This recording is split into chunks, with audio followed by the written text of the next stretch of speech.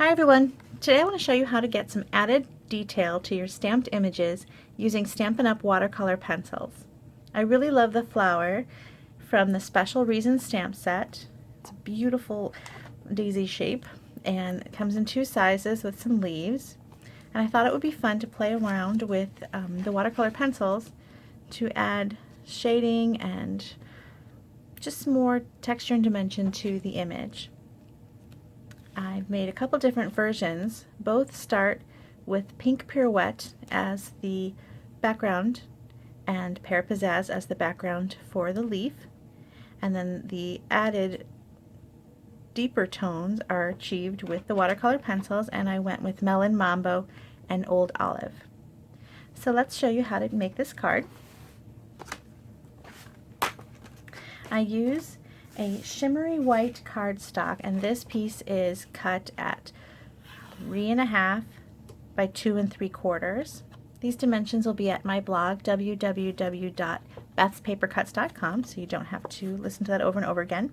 And I use shimmery white cardstock because it holds up to blender pens and watercoloring and things like that.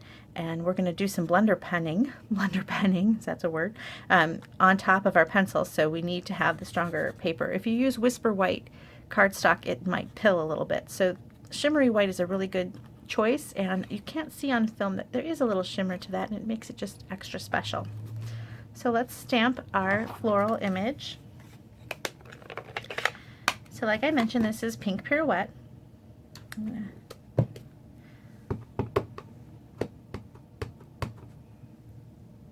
Okay, we're going to put that towards the corner. There we go. So as you can see, it doesn't look anything like the flower up here. It's hard to imagine that those are going to be the same. So next we're going to use the leaf. Now if you can see, I've tucked the leaf into the corner a little bit, and I achieved that by making a mask. Now this stamp set does have dies that match, so you can cut out your mask perfectly, which is what I did here on a post-it note. And you can line up your petals. One little tip for this is that the die cut makes an outline around the leaf of the petals of the flower. So if you line it up, let's see, I think it's this one, a little bit here, it's not going to be lined up here, because if you've got it perfect here, that means it's hanging over on this side, because technically the die is meant to have an outline, so there's a gap. Also, because this is raised slightly when you stamp, naturally the paper is going to want to make a little white gap where the rubber doesn't quite, there's a little pocket of space there. So you kind of want to line up the mask where you can see a tad bit of that pink pirouette showing through. Okay. So that's Pink Pirouette. Close up the Pink Pirouette, and I'll get out the Pear Pizzazz. I stamped one of the larger leaves in this corner. And you know, see how I missed that there? That's okay, because we're going to use the pencils, and I'll cover that up with the blender pen. And then, now I'm going to show you that little gap. See how even though I had that lined up on the petals, there's that little space, because the stamp, even though a post-it note is very thin, that's just that thin space is going to keep that rubber from making good contact. So there is going to be that space in this mask, but don't worry, because when we add our watercolor pencils and our blender pen, this is all going to go away. So now we're going to line it up on this side, right there. And over here I made small flower or leaf. I forgot to make my small leaf on this side, so I'm going to go back and add it.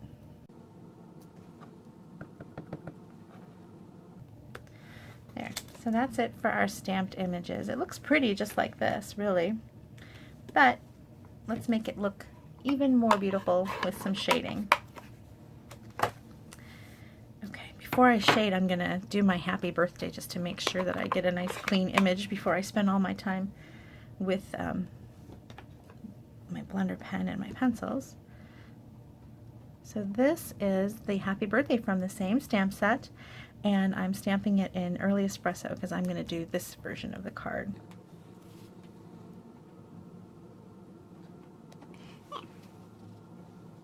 Okay, now on to the pencils. Watercolor pencils come in a set of 13. You get 12 colors and a white. And I'm using these two at the end, the Melon Mambo and the Old Olive. The color families here are really fun. Lots of bright colors, but some neutrals as well. And it's really, I think, a great color combination for so many uses. All these colors tend to be the ones that I use the most, so it's a really great color palette for me. Okay, so how you're going to do this is you're going to put the pencil in the areas where you want the shading. So I went with the insides of the petals, the inner part where the petal hits this little center area. And you're just going to add it into the creases. I'm going to bring this towards the camera a little bit. I'm leaving the white alone. I don't want to cover that. I'm going to go in the creases where there would be shadow and where the petals might be darker towards the center. And you can play around with some different color combinations too.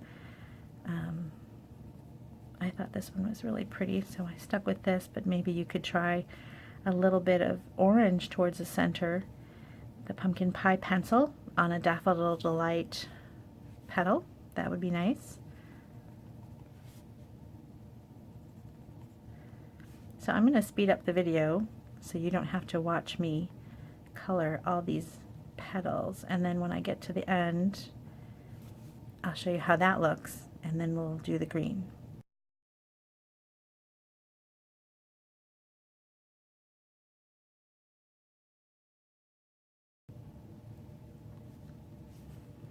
Okay, I think I've added all the Melon Mambo that I want to add, and you'll see this doesn't look anything like this one, but once we blend it, it will. So let's put that down and we'll start working on the Old Olive on top of Pear Pizzazz. Now remember, I have these spaces here, and I'm just going to fill that in with the pencil, and when I use the blender pen, you will never see that I missed that spot.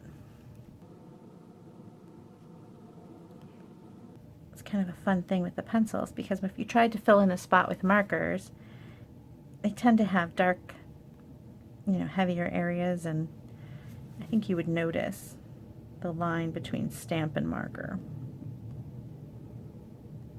So for the leaf, I'm going to go heavy towards the center where the white vein is, being careful not to go over that. You could go over it if you wanted your leaf to be more real, maybe if you wanted to get rid of some of the white and make it look like an actually painted leaf. You could go over the white lines that separate the petals, but I think they're kind of pretty.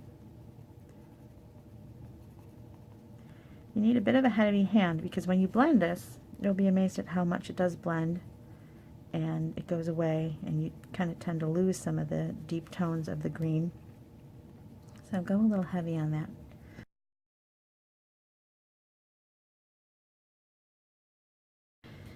Okay, I think I've used all the pencils that I want. I'll bring that closer. And let's get a blender pen. Stampin' Up! Sells blender pens like this. They come in a pack of 3. They're not water. You might think that they're water, but they're not. They're some kind of glycerol, or I'm not quite sure what's in there. It's not water. It's something that dries nicely, but has some fluidness to the ink that'll help you push color around. And it's clear. It doesn't add any shimmer or anything. It's just a clear pen. And you can see I've got a little bit of ink on that from previous use, but you can just use color on top of color on top of color. You'll see how I go from the pink to the green without having to get a new marker. So I'm just going to go back and do kind of the same thing I did with the pencils, but this time with the blender pen. And I'm going to blend that Melon Mambo into the petal, bringing it upward a little bit and softening those lines.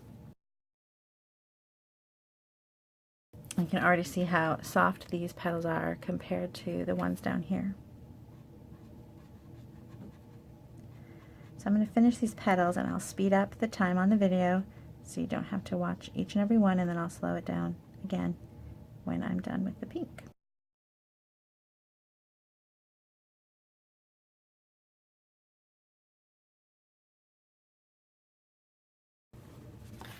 Okay, I'm done with the pink.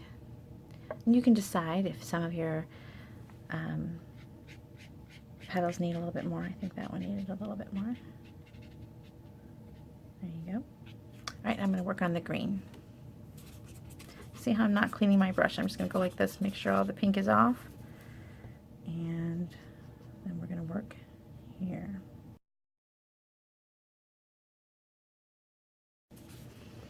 Okay, I'm all done.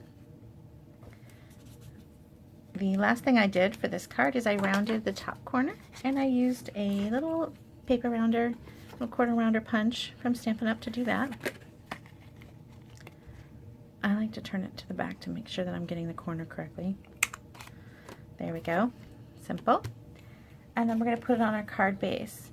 This really cute gingham is actually from the Succulent Garden Designer Series paper pack, and I really think the gingham is just adorable. That pack is being discontinued at the end of May, so I am using it now with sadness. It's going away, but it's so cute. There we go. I'm going to put that on our card base. The gingham is cut at 5 1/4 by 4, and this is just a little 1-inch strip of early espresso, and I cut that 1 inch by 5 1/4. And then I used some linen thread here. I pre-tied the bow so you didn't have to watch me fumble with that, but it's just this linen thread, and we're going to attach this to the top with some dimensionals in the corners.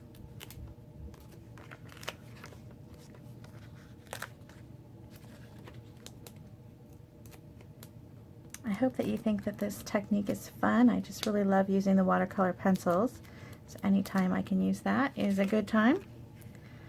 Here we go, and our card is complete.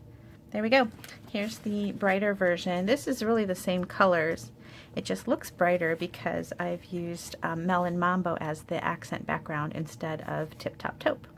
So this is Melon Mambo, and then the paper is from the Designer Series paper stack, the Brights collection, and you get, oh, I don't even remember how many sheets of paper. It's a huge stack of every color in the Brights family in several patterns, so it's really a fun thing to have. And then this is the matching Baker's Twine, and the background here is basic black. And then here I've used Tip Top Taupe with the gingham and early espresso with the linen thread.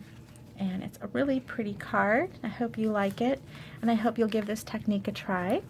Watercolor pencils are a new product in the Occasions catalog, and they are awesome. I love them, and I hope that you'll give those a try. So you can see all these products on my blog, www.bethspapercuts.com. I hope you'll check that blog out, and I hope you'll subscribe to my channel and come back again.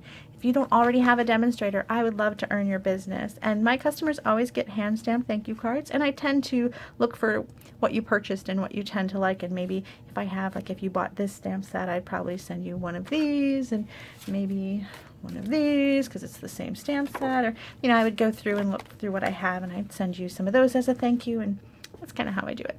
So anyway, check out my blog, and thank you so much for watching. Bye-bye.